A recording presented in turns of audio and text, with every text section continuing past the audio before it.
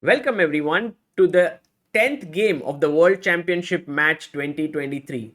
Currently, it's Ian Nepomniachtchi who's leading the match with a score of 5-4.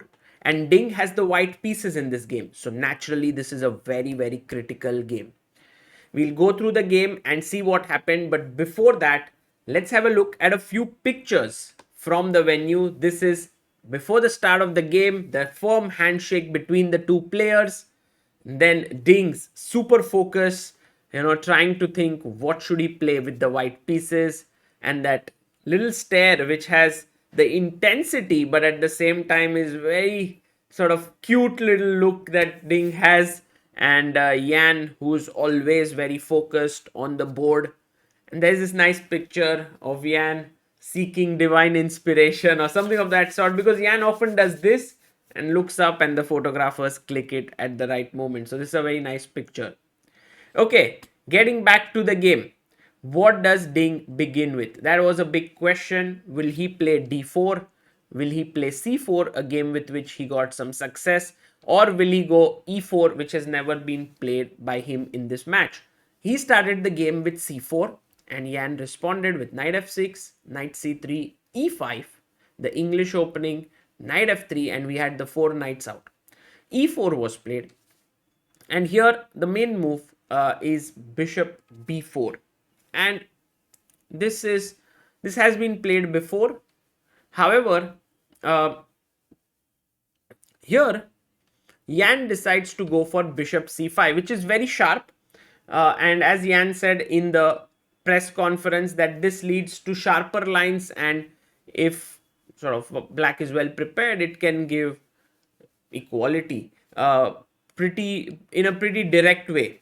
So here Ding decides to play the tactical way, which is the correct way. He took on e5 and plays d4, and now you will recover back the piece. But what black should do here is very important. So it's black to move. How do you best navigate this? So if you went for a move like bishop d6, that would be incorrect, because excuse me, it's not about d takes e5, bishop e5, which is fine for black, but the best move here is c5 when white is actually winning. uh, Here the correct move is actually bishop b4, and this gives black good chances. De, knight e4, and now white plays generally queen d4, and the line goes takes, bishop e7, queen g4, g6, bishop h6, bishop f8, take, and that's how it continues. Uh, or you could even take with the rook here. But he played the move queen f3, Ding, and this has been played before. In fact, many strong players have played this. Nepo himself has played it with white several times, and Carlsen has also played it against Nepo. So this line is actually very popular. Black took, pawn takes, and now you have a choice between putting your bishop on a5, c5, and also e7 sometimes. a5 is the main move, and I think Ding was prepared for this. But Yan plays bishop c5, relatively lesser played move, and if you look at the top players who have played it with black, there are not many who are about 2600 who have played it. But Yan himself faced this in an online game that he played against Cardoso Jose Gabriel in a Title Tuesday tournament, and there with white pieces he had won. Ding plays the move queen to g3. And now once again your question, how do you defend this pawn on g7? Okay, so there's only one good way to do it, and that is king f8. And the surprising part is Ding said he was surprised by this move.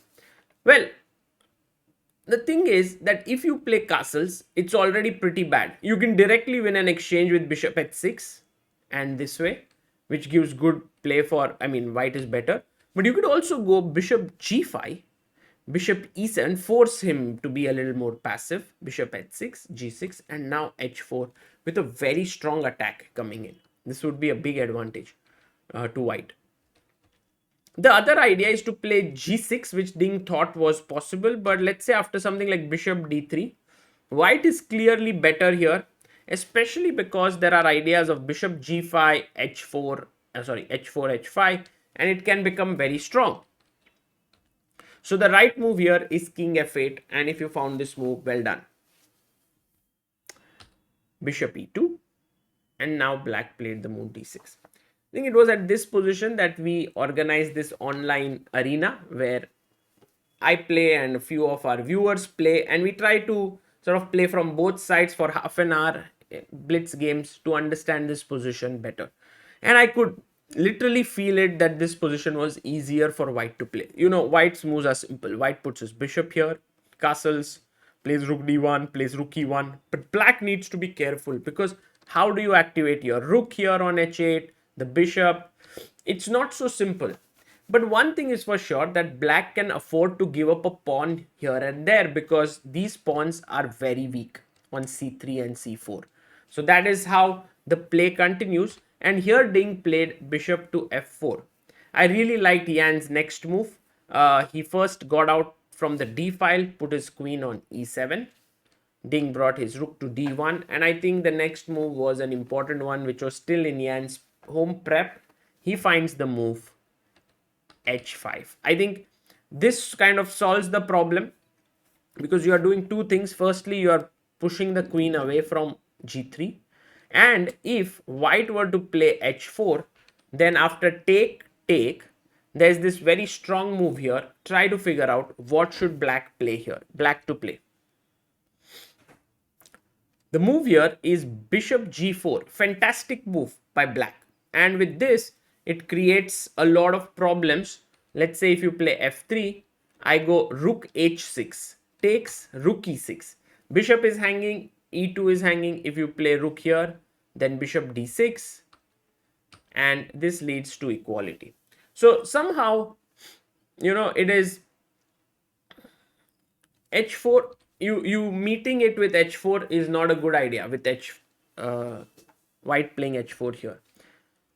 The Ding went for short castles in this position, but there was another way to continue. He could have taken the pawn, and then you take back.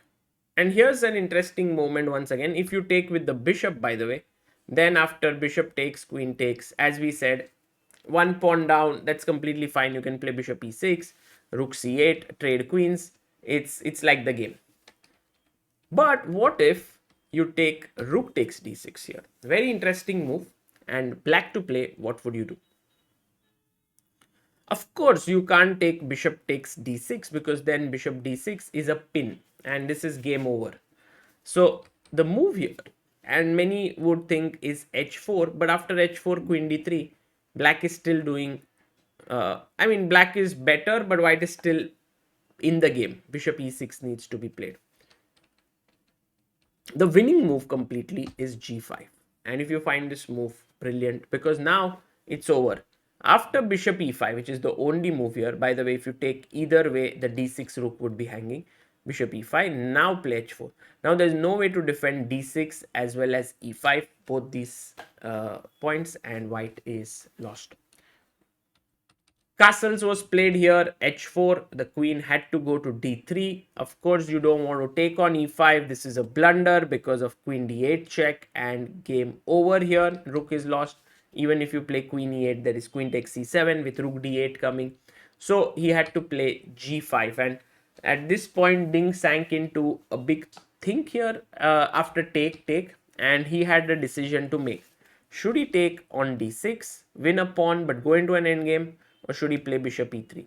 I think Ding was quite attracted to bishop e3 and playing this position with kind of mangled structure, but the king being very weak. But then he later on, I mean, bishop e6 is objectively around equal. But then he decided to go for this line when he saw the next move here that white has, and he thought that there are good chances, and he played this move f4. Good move. So white is pawn up and also has chance to break up black structure. But look at how Nepo does it now. First king e7, good move. Rook goes back, then he takes on f4. Rook takes f4. And now comes the move h3. If you play rook c8 and giving up this is not a good idea, white is better here.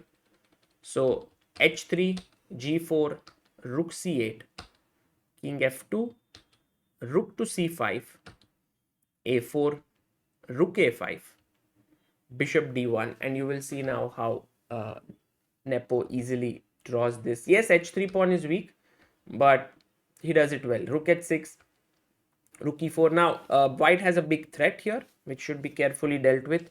It's the only threat actually, which is to play rook d5 here with the pin on the bishop and somehow getting rid of this rook. Or if the rook moves back, then rook b5, maybe pushing a5 or c5. And that's why king f8 was a very smart move here. Rook d8, king here, rook a8, rook c5, took on a7, took on c4, rook e7, rook went to c6, rook e5 takes, and now find a move that kind of cleanly equalizes the game. Black to play. Yeah, black found this very nice move, bishop b3, takes, check, king up, check. Take here. And of course, now you don't take on b5 and go into a lost pawn endgame. I mean, h pawn just runs. He played rook a3 and played this, and now a very nice equalizing move, f5. And with this, the rooks came off the board. It was only h pawn, and the game ended in a draw. In this way, I mean, there was no need to give the h pawn up, but all that black has to do is just go and sit here, which is a draw. So Ding just gave it up, and it was a very fighting game by both players. But as it turns out, after 10 games, the score is 5.5, 4.5. It's a 14-game match. Only 4 games remain. Nepo has a firm grip right now. He's also looking very stable now, playing pretty solid chess. But only time will tell what will happen. I think Ding still has his chances, but Nepo is clearly the favorite as of now. For now, this is Sagar Shah signing off. Bye-bye.